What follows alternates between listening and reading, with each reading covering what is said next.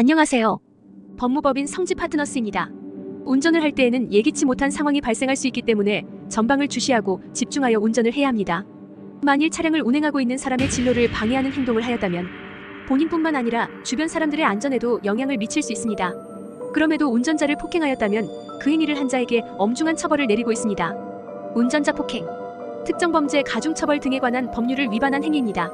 단순 폭행의 경우 상대방이 상해를 입지 않았을 시 형법에 따라 2년 이하의 징역이나 500만 원 이하의 벌금형에 처해집니다. 반면 운전자 폭행은 형법이 아닌 특가법에 적용을 받게 되며 5년 이하의 징역이나 2천만 원 이하의 벌금형을 선고받을 수 있습니다. 책, 정차 또는 주차 중일 때에도 운전자 폭행 혐의가 인정되나요? 대개 운행 중이라 하면 차량이 주행하고 있을 때만 떠올리고는 합니다. 그러나 법률에서 규정하고 있는 운행 중의 범위는 생각보다 더욱 넓습니다.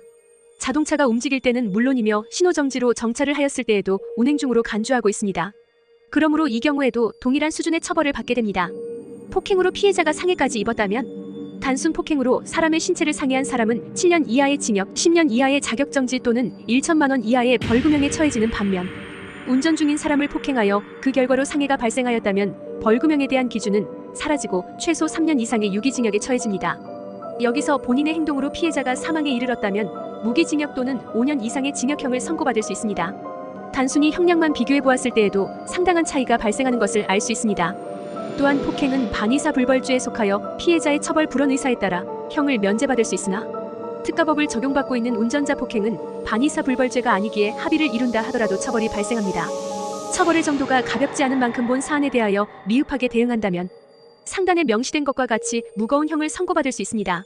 그렇기 때문에 운전자 폭행 피의자가 되었다면 사건 발생 초기부터 대응할 필요성이 있습니다.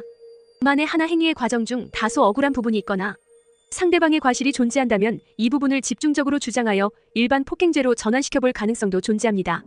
그러기 위해서는 당시의 정황과 행위, 결과 등 다양한 방면으로 사안을 고려해 보아야 합니다. 이 과정은 혼자만의 힘으로 진행하기 어려우므로 더욱 원활한 방법을 원한다면 법률인과 상의해보는 것을 권합니다. 모든 사례에서 일반 폭행죄로 전환할 수 있는 것은 아닙니다. 특가법 위반 운전자 폭행, 기소유예 처분받은 사례. 의뢰인은 지난해 가을 술에 취한 상태에서 집으로 귀가하기 위해 택시에 탑승했습니다. 그러던 중 평소 귀가하던 경로보다 택시가 먼 길로 돌아서 간다 생각한 의뢰인은 기사에게 항의하게 되었고 이 과정에서 시비가 붙어 운전자를 폭행하였습니다. 폭행을 당한 택시기사는 이 사실을 경찰에 신고하였고 의뢰인은 출동한 경찰에 의해 혐의를 받게 되었습니다. 의뢰인은 당시 만취한 상태였기에 사건 당시를 명확하게 기억하지 못하고 있어 더욱 신중한 대처가 필요했습니다. 변호인은 경찰 조사 시 불리한 답변을 하지 않도록 조언한 후 조사에 동석하여 블랙박스 영상을 확인해 보았습니다.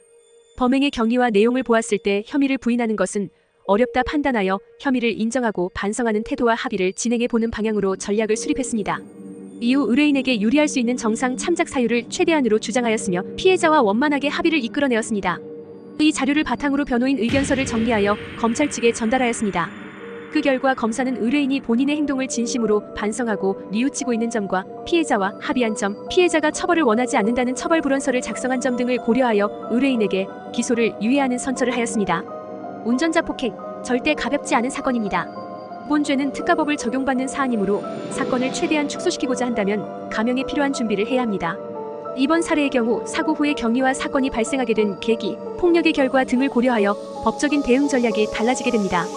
본인이 현재 처한 상황에 대하여 단순 검색만 하며 전체적인 내용만 알아보지 마시고 세부적인 내용을 법률적인 측면에서 검토 받아보시기 바랍니다.